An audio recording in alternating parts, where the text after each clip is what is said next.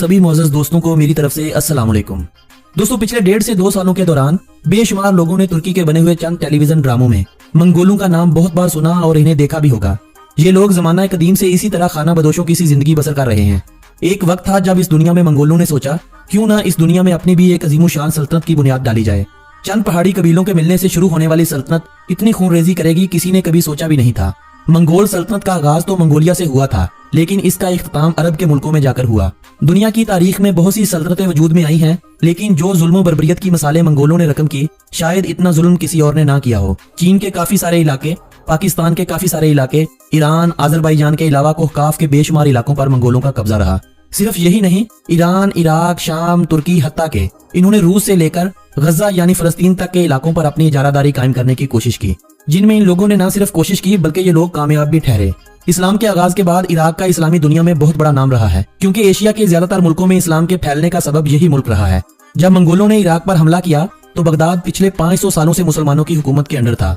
कहते हैं कि मंगोलों ने इस शहर को फतह करने के बाद इस शहर में खून की नदियां बहा डाली थी। इस शहर की लगभग मुकम्मल आबादी को मार दिया गया था। शहर को लूटने के बाद इन मंगोलों ने शहर को मुकम्मल तौर पर आग लगा डाली थी।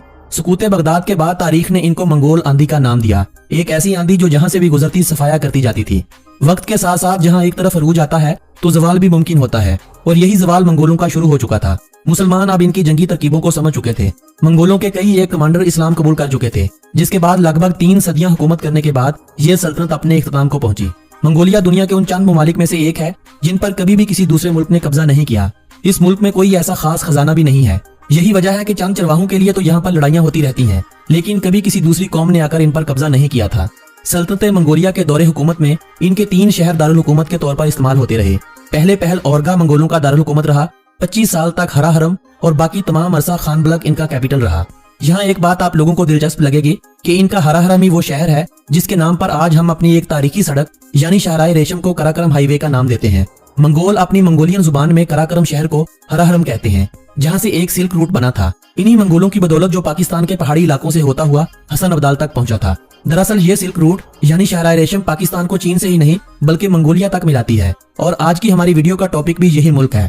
आज हम आपको न सिर्फ मशरकी एशिया में बसे हुए इस आजाद मुल्क के बारे में मालूमात फराहम करेंगे, बल्कि आपको इस मुल्क के हसीन नज़ारे भी दिखाएंगे। लेकिन वीडियो में आगे बढ़ने से कल नए आने वाले साथियों से मेरी मोहब्बाना गुजारिश है कि मेरे YouTube चैनल को सब्सक्राइब करने के साथ साथ फेसबुक पेज को भी लाजमी तौर पर फॉलो कीजिए, ताकि हर प्लेटफॉर्म पर आपको हमारी वीडियोस टाइमली मौसूल होती रहे।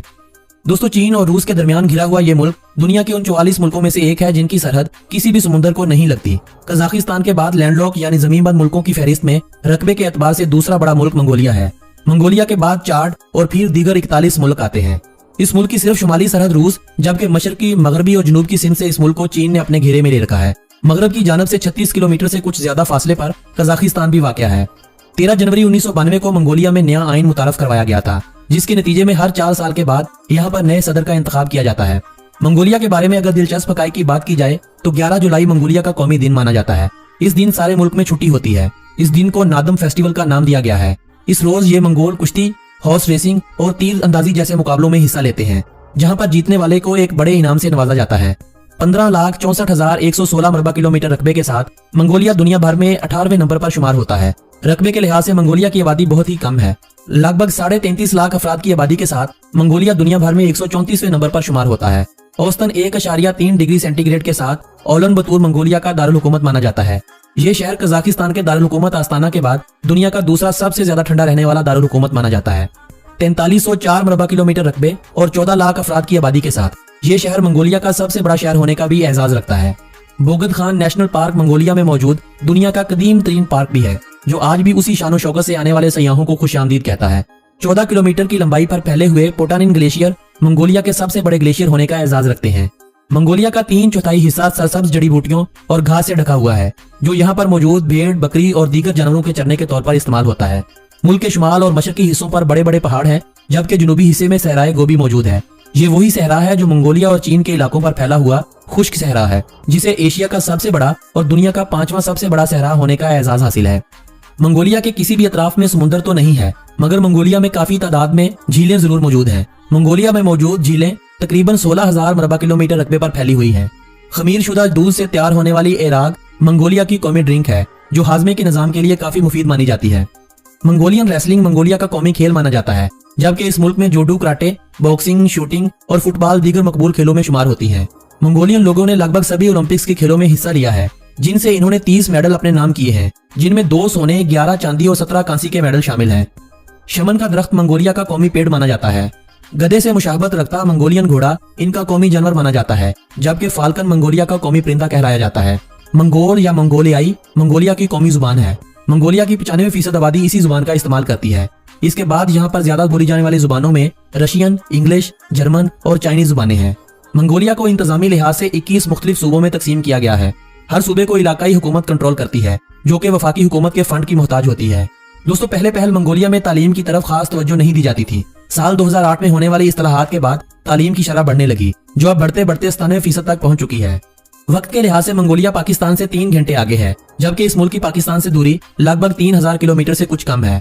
अगर आप पाकिस्तान से हैं और आप मंगोलिया जाना चाहते हैं तो आपको कराची में मंगोलिया के कायम मुकाम काउंसलर से इस मुल्क का वीजा लेना होगा, जिसके बाद आप या तो वाया तुर्की से होते हुए इस मुल्क में पहुंच सकते हैं, या अगर आपके पास चीन या रूस का वीजा हो तो आप वाया लैंड बॉर्डर भी इस मुल्क में दाखिल हो सकते हैं।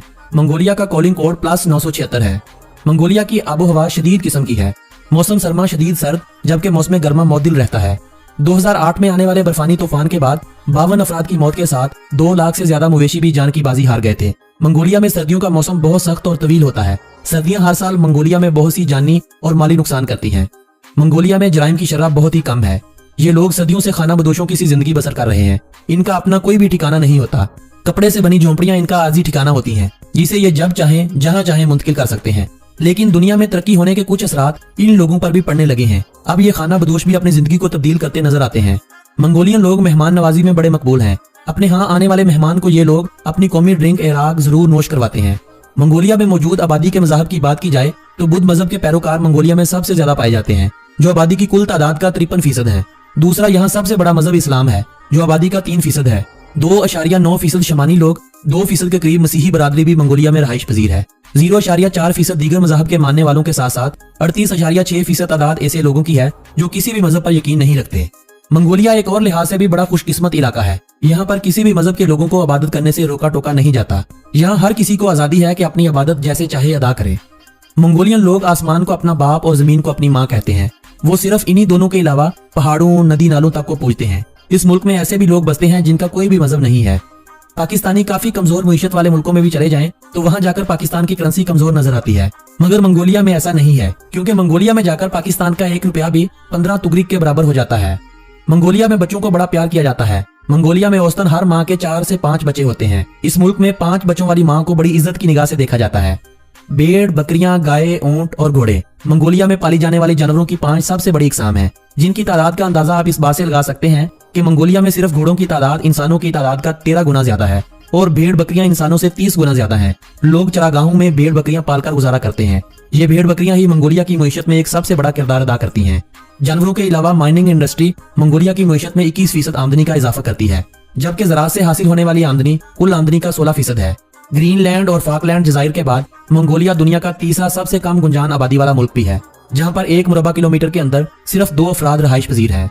मंगोलिया में साल भर में कम से कम 250 दिन तक सूरज निकलता है। यही वजह है कि मंगोलिया को the land of blue sky भी कहा जाता है। मंगोलिया में एक बड़ी तादाद 2 कोहानों वाले ऊँटों की भी पाई जाती है।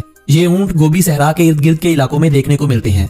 मंगोलिया में इंसानों की औसतन उम्र 70 साल के लगभग होती है।